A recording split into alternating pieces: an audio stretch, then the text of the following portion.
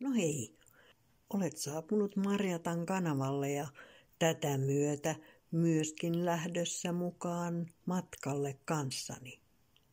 Nämä ovat pieniä virtuaalimatkoja, osa kuvattu ihan oikealla videona ja sitten osa on koostettu erilaisista valokuvista.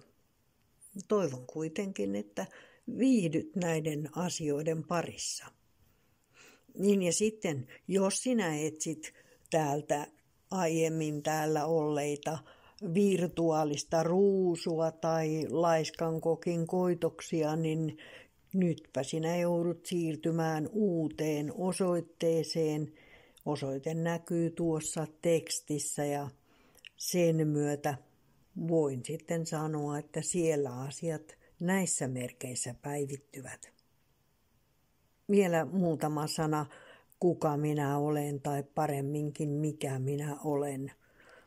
Olen entinen nuorisotyöntekijä ja sittemmin yrittäjä, joka opasti ikäihmisiä netin ihmeelliseen maailmaan.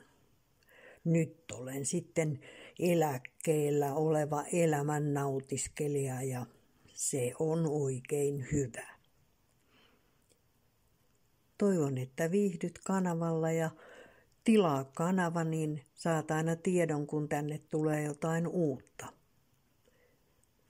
Oikein iloista syksyä sinulle ja voi oikein hyvin. Heippa!